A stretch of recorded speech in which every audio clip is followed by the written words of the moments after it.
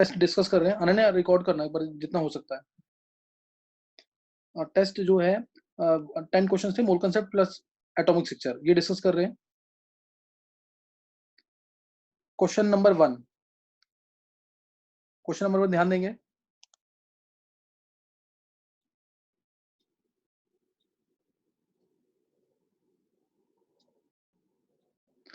Question था कि the transition from the state n is equal to 4 to n is equal to 3, n 4 से n is equal to 3 तक,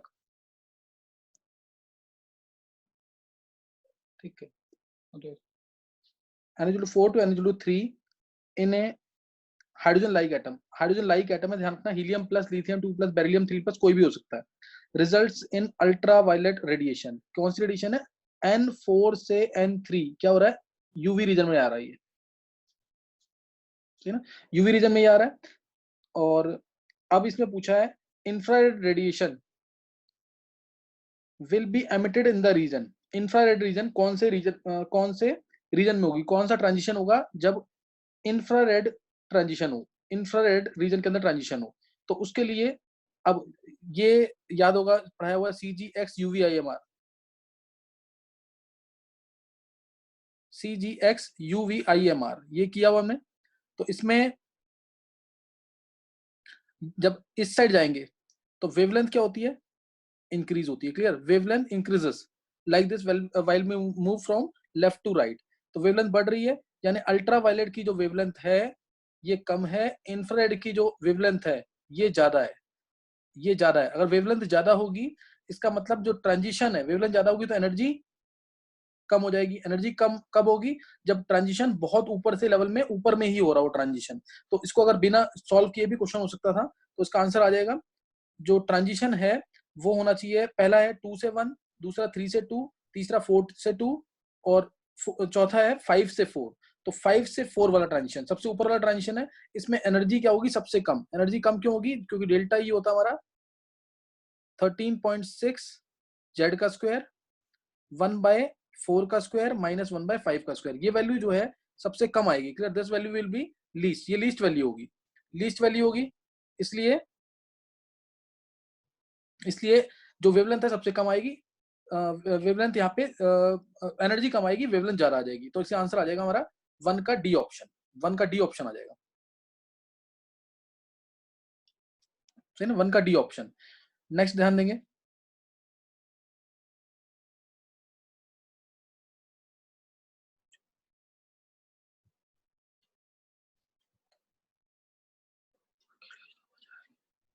हाँ clear हो गया ये अखिलेश? Yes sir.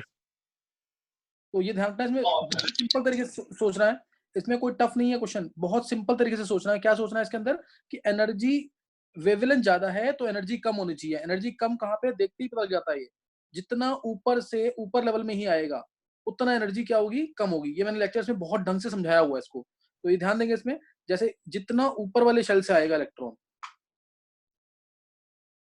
जितना ऊपर से, अगर ऊपर में ही आएगा, 1 पे नहीं आना चाहिए, 1 पे आएगा तो मैक्सिमम एनर्जी रिलीज करेगा, या 1 से ऊपर जाएगा तो मैक्सिमम एनर्जी रिलीज करे एब्जॉर्ब करेगा। तो इसलिए जितना ऊपर से ऊपर ट्रांजिशन होगा, क्योंकि ऊपर से ऊपर ट्रांजिशन होगा तो ये वैल्यू क्या हो जाएगी? 1/16, ये कम है और इसमें से हम कुछ माइनस कर रहे हैं तो ये तो और कम होना है। तो इसलिए आंसर क्या आ जाएगा हमारा? 5 से 4। तो ये बहुत सिंपल सा क्वेश्चन था, बिल्कुल बेसिक कंसेप्ट जिसको क्लियर है वो आराम से कर लेगा, बिना सॉल्व किए क्वेश्चन हो जाएगा ये, क्लियर। नेक्स्ट नोट करेंगे इसमें। नेक्स्ट क्वेश्चन है, if the shortest of the Lyman series in hydrogen, shortest wavelength आएगा इसमें, shortest wavelength, is the shortest wavelength of the Lyman series in hydrogen atom is Z। Shortest wavelength Lyman series के अंदर, Lyman series में shortest wavelength कब होगी? Lyman series है shortest wavelength, Lyman series है तो 1/1 लैम्डा इज इक्वल टू क्या आएगा? R Z का स्क्वायर, Z का स्क्वायर तो 1 का स्क्वायर हो जाएगा। शॉर्टेस्ट वेवलेंथ के लिए, शॉर्टेस्ट वेवलेंथ यानी एनर्जी क्या होगी? मैक्सिमम। मैक्सिमम एनर्जी कब होगी? जब इलेक्ट्रॉन इन्फिनिटी से 1 पे आएगा, तो इसलिए इन्फिनिटी का स्क्वायर आ जाएगा। तो यहां से आ गया हमारा 1/लैम्डा, वो Z दे रखी है, 1/Z is equal to R into 1, ये 1/इन्फिनिटी का स्क्वायर तो खत्म हो जाएगा यहाँ पे, 0 हो जाएगा, तो ये R आ गया, 1/z R आ गया। उसके बाद बोला इसने लार्जेस्ट वेवलेंथ क्या होगी बामर सीरीज की in helium plus, largest wavelength क्या होगी बामर सीरीज की हीलियम प्लस के अंदर, तो 1/λ' निकालना हमें, this is equal to R, helium plus है तो 2 का स्क्वायर, बामर सीरीज है तो 1/2 का स्क्वायर, और इसने बोला लार्जेस्ट वेवलेंथ यानी मिनिमम एनर्जी, लार्जेस्ट वेवलेंथ का मतलब मिनिमम एनर्जी कब होगी, जब जस्ट अपने अगले लेवल से नीचे आएगा यानी 3 का स्क्वायर आ जाएगा, जस्ट अपने अगले लेवल से नीचे आएगा यानी 3 का स्क्वायर आ जाएगा। अब दोनों को डिवाइड कर देंगे, 1 बाय ये निकालेंगे हम 1/z अपॉन में 1/λ', सॉल्व कर लेंगे तो आंसर आ जाएगा डिवाइडिंग बोथ, तो ये आ जाएगा हमारा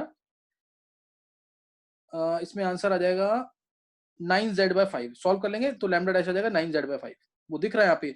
एलसीएम ले लेंगे, यहाँ पे एलसीएम आ रहा क्या है, यहाँ पे 2 का स्क्वायर 3 का स्क्वायर 9 4 36, ऊपर 5 आएगा, 36/5 आएगा, 4 यहाँ पे कैंसिल कर देगा, तो क्लियर आ रहा है यहाँ से आंसर 9z/5। कैलकुलेशन भी बहुत ईजी है, 9z/5, तो ये आंसर आ जाएगा इसका, तो इसका भी डी आंसर आ जाएगा, सेकंड का डी। क्लियर हो गया कि नहीं ये?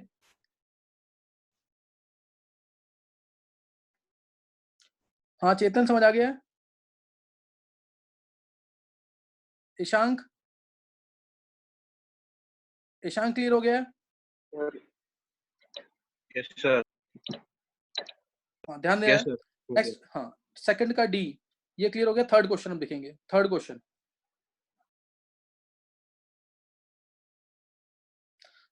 है an energy of 24.6 electron volt is required, ये ध्यान देंगे, an energy of 24.6 electron volt, इतनी एनर्जी चाहिए एक इलेक्ट्रॉन को to remove one of the electron from neutral helium atom. ये न्यूट्रल हीलियम एटम, हीलियम में 2 इलेक्ट्रॉन होते हैं, एक ये और एक ये, तो एक इलेक्ट्रॉन को बाहर निकालने के लिए, एक इलेक्ट्रॉन को इन्फिनिटी पे जाने के लिए, 2 इलेक्ट्रॉन थे, एक इलेक्ट्रॉन को इन्फिनिटी पे जाने के लिए जो एनर्जी चाहिए वो है 24.6 इलेक्ट्रॉन वोल्ट, 24.6 इलेक्ट्रॉन वोल्ट।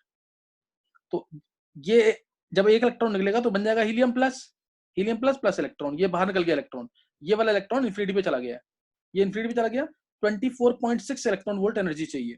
अब अगर हमें दूसरे इलेक्ट्रॉन को हमें निकालना है कि टोटल एनर्जी कितनी होगी जब हम दोनों इलेक्ट्रॉन को बाहर निकाल रहे हैं, यही ना क्वेश्चन, टोटल एनर्जी कितनी होगी to remove both the electrons. तो टोटल एनर्जी निकालने के लिए एक इलेक्ट्रॉन को निकालने के लिए एनर्जी दे रखी है, दूसरा इलेक्ट्रॉन निकालना है, तो अब ये हीलियम प्लस क्या बन गया, हाइड्रोजन लाइक बन गया, तो बोहर्स के फॉर्मूले वैलिड है, helium plus gives helium 2 plus electron, ये बन गया ना। तो अब हीलियम प्लस के लिए आयनिक एनर्जी निकालनी है, हीलियम प्लस की आयनिक एनर्जी क्या होगी,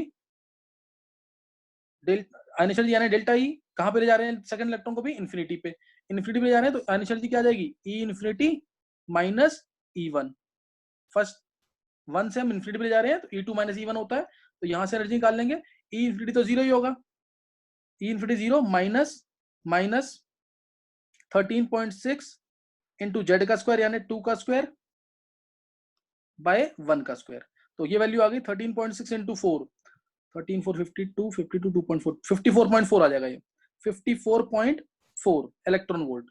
तो ये आ गई इसकी आयनिक एनर्जी दूसरे इलेक्ट्रॉन को निकालने के लिए, पहले इलेक्ट्रॉन को निकालने के लिए दे रखी है 24.6, दूसरे इलेक्ट्रॉन को निकालने के लिए निकाल ली हमने बोहर्स के फॉर्मूले से। बोहर्स का फॉर्मूला सिर्फ इसके लिए वैलिड होगा, क्यों वैलिड होगा, क्योंकि क्या है ये हाइड्रोजन लाइक स्पीसीज है, तो दोनों को ऐड कर देंगे, टोटल एनर्जी कितनी होगी 24.6 plus 54.4 which is equal to 79 आ जाएगा, 79 इलेक्ट्रॉन वोल्ट। तो इजी क्वेश्चन था, टफ नहीं था, हल्का सा दिमाग लगाना था इसमें, तो थर्ड का डी आंसर आ जाएगा, नोट कर लेंगे। नेक्स्ट नोट करना आगे, नेक्स्ट क्वेश्चन है इसमें fourth question, if a hydrogen atom is exposed to energy of 8.4 electron volt, fourth question है, हाइड्रोजन एटम जो है इसको एनर्जी दी है 8.4 इलेक्ट्रॉन वोल्ट की, यहाँ इलेक्ट्रॉन है इसको एनर्जी कितनी दी है 8.4 इलेक्ट्रॉन वोल्ट की एनर्जी दी है। जब 8.4 की इलेक्ट्रॉन वोल्ट की एनर्जी देंगे तो क्या इस इलेक्ट्रॉन पे कोई फर्क पड़ेगा, 10.2 इलेक्ट्रॉन वोल्ट एनर्जी से जाता है ना ऊपर, हाइड्रोजन एटम का जो इलेक्ट्रॉन है जब इसमें कितनी एनर्जी देंगे 10.2 इलेक्ट्रॉन वोल्ट देंगे, तो इलेक्ट्रॉन यहां से सेकंड शेल में जाता है, कम से कम इतनी एनर्जी देंगे तो सेकंड शेल में जाता है। तो 8.4 अगर इलेक्ट्रॉन वोल्ट एनर्जी देंगे तो ये इलेक्ट्रॉन इधर ही इसको एनर्जी मिलती रहेगी, ये लेकिन दूसरे शेल में नहीं जाएगा, दूसरे शेल में ये नहीं जाएगा, तो it will remain in the same shell. 10.2 कम से कम एनर्जी देनी पड़ेगी।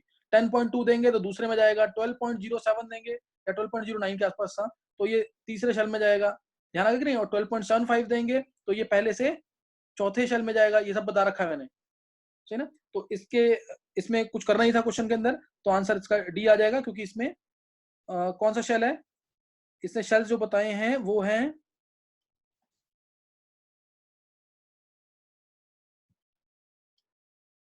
शेल्स कौन कौन से बताए हैं इसने,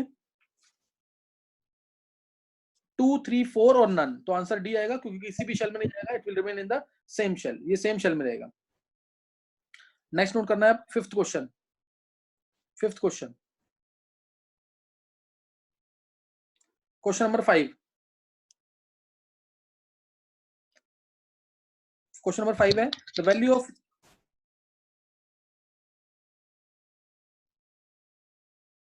the value of magnetic moment, value of magnetic moment of mnx plus is mnx plus। Fifth question है ये, mnx plus की मैग्नेटिक मोमेंट दे रखी है, इसकी म्यू, उसका म्यू दे रखा है 3.873 bm, 3.873 bm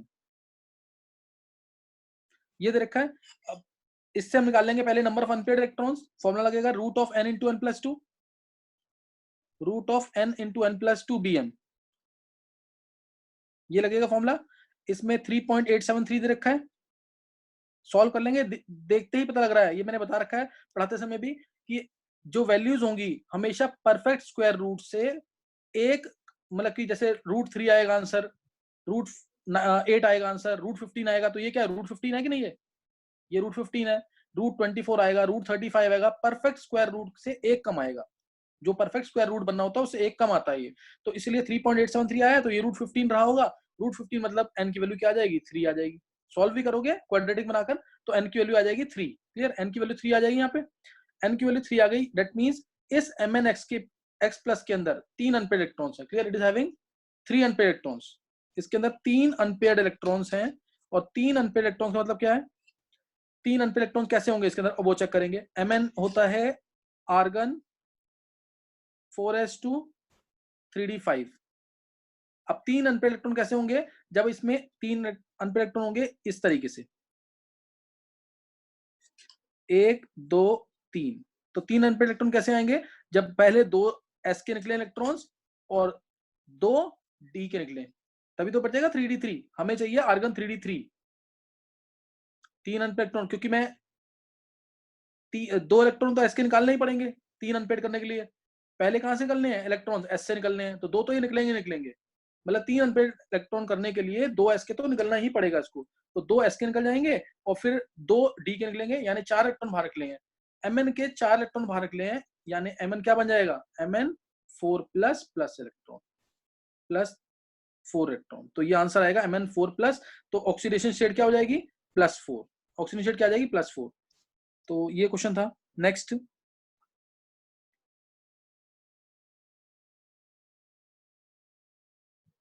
क्वेश्चन है इसके अंदर, specific charge of, sixth question, specific charge of A proton is 9.6 into 10⁻⁷ coulomb per KG. Sixth question है, स्पेसिफिक चार्ज दे रखा है, specific charge means E/m, E/m दे रखा है प्रोटॉन के लिए। फॉर प्रोटॉन,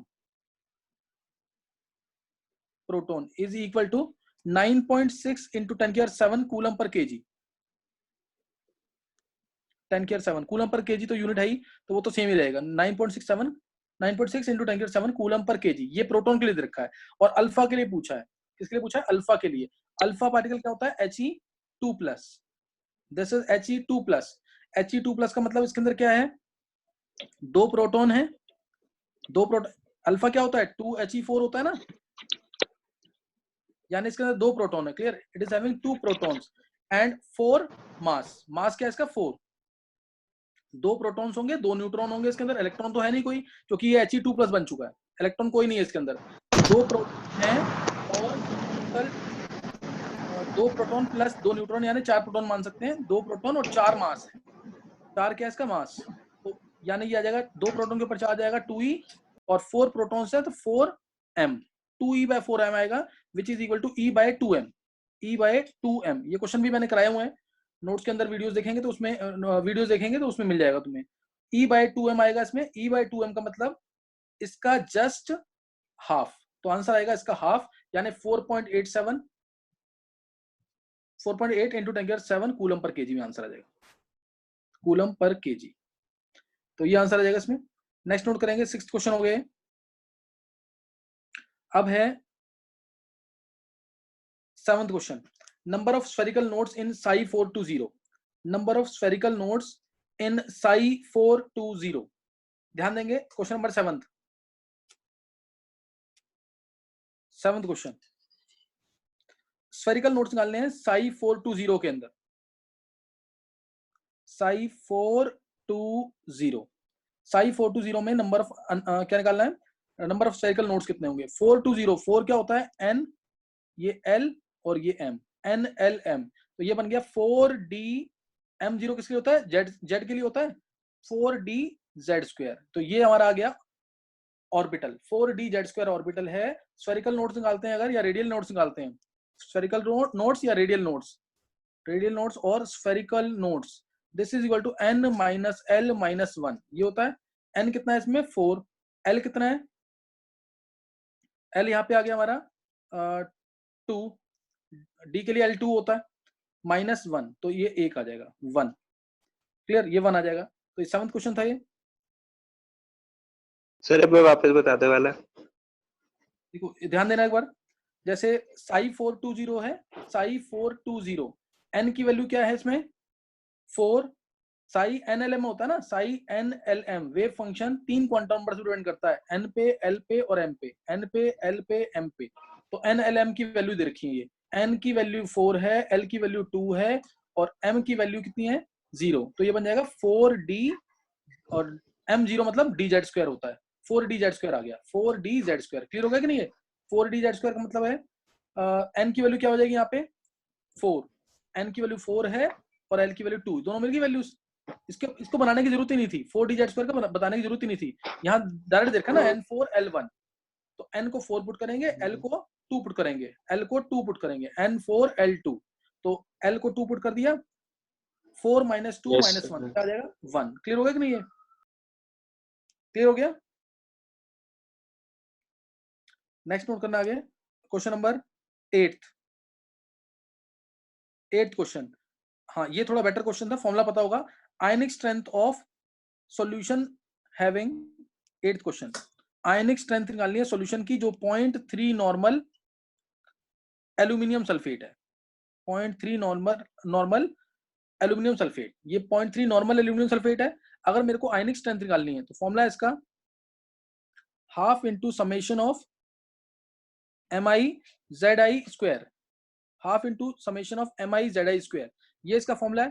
तो इसमें मोलैलिटी चाहिए मेरे को, मोलैलिटी चाहिए, मोलैलिटी अगर चाहिए तो यहाँ मोलैलिटी तो मिल नहीं सकती, तो नॉर्मेलिटी से मैं मोलैलिटी निकाल लूंगा, नॉर्मेलिटी से निकाल लूंगा मोलैलिटी। वो कैसे निकलेगी, normality is equal to molality into n factor.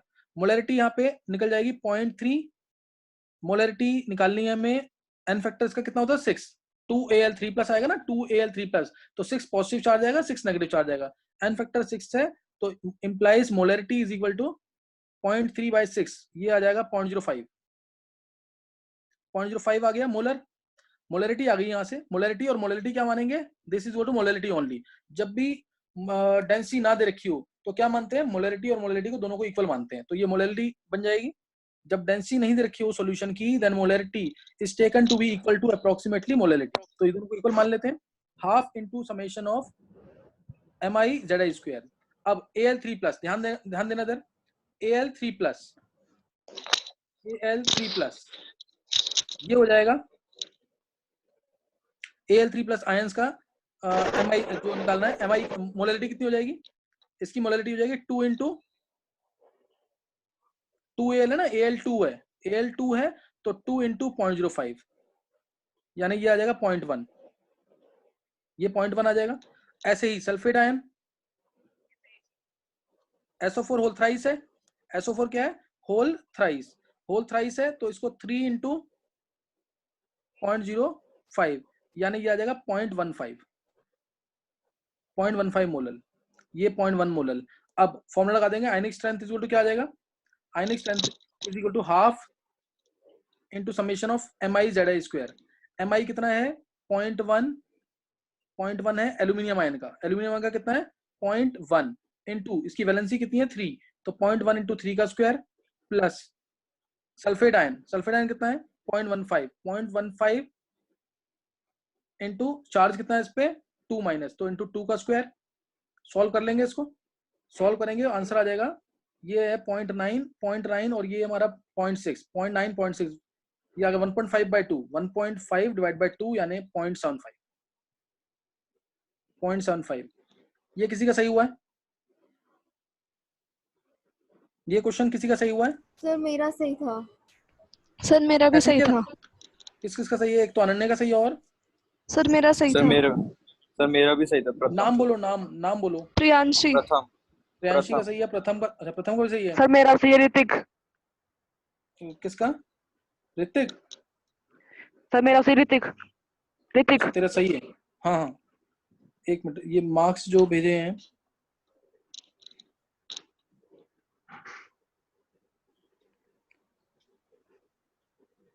ये मार्क्स इसमें हाईएस्ट किसके आए हैं इस बार? मार्क्स, ये मार्क्स है हाईएस्ट 35 एक दिख रहा है, 35 दो के हैं। एक तो आलेख के, आलेख यस सर। तेरे हाईएस्ट है? देखे नहीं। हाँ सर, यस सर। और एक इसके अनन्य के भी 35 है। अनन्य कितनी देर में हो गया था टेस्ट? तो टाइम में हुआ था, पूरे आधे घंटे में। एक आधे क्वेश्चन घंटे में हुआ है। एक क्वेश्चन में अटक गई थी। 8 तक तो सारे से हैं, पता नहीं गलत कौन सा। अच्छा चलो, अभी तक नहीं, 8 तक सारे सही है तुम्हारे? हाँ। बहुत अच्छे। चलो 9th क्वेश्चन देखेंगे इसमें। 9th क्वेश्चन,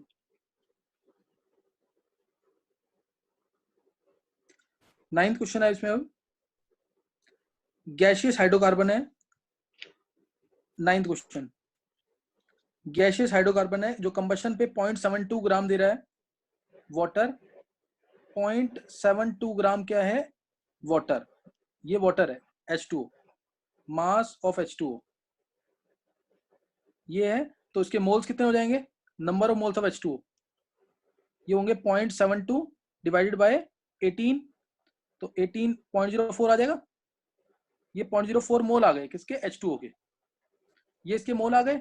हमें चाहिए मोल किसके? हमें गैसीय हाइड्रोकार्बन यानी C के साथ जो है वो निकालना है, और H के साथ क्या आएगा वो निकालना है। तो इसलिए ये नंबर मोल्स ऑफ H2O आए हैं। एक H2O में 2 H हैं, एक H2O में 2 H हैं, एक मोल H2O में 2 H हैं, तो इसलिए 0.04 मोल में कितना H होगा? नंबर मोल्स ऑफ H कितने हो जाएंगे? 2 इंटू 0.04, तो ये आ गया 0.08। ये डायरेक्ट तरीका होता है करने का। परसेंटेज वगैरह निकालेंगे तो उससे थोड़ा लेंदी हो जाएगा क्वेश्चन। करने का तरीका वही होता है, स्कूल में वैसे ही करना है, यहाँ पे शॉर्टकट होता है। डायरेक्ट मोल्स निकाले और उसको इक्वेट कर दिया। 0.08 मोल आ गया H, 0.08 मोल H आ जाएगा। और इसके बाद C निकालना है, तो वो किससे निकलेगा? CO2 से। वो निकलेगा CO2 से। CO2 मिल रहा है, मास ऑफ CO2 दे रखा है, ये है 3.08 ग्राम, 3.08 ग्राम। तो मास ऑफ CO2 ये है, तो number of moles of CO2 आ जाएंगे 3.08 डिवाइड बाय 44, तो ये आ गया यहाँ से 0.07 मोल आ गए इसके। जो इसके मोल है वही मोल किसके होंगे? C के भी होंगे। तो यहाँ पे लिख देंगे C के मोल कितने आए? 0.07, और H के मोल कितने आए? 0.08, तो आंसर आ जाएगा C7H8। 0.0 सही ना, C7H8 ये आंसर आ जाएगा C7H8। 0.07 से दोनों तरफ चाहो तो डिवाइड भी कर दो, एक ही चीज आनी है।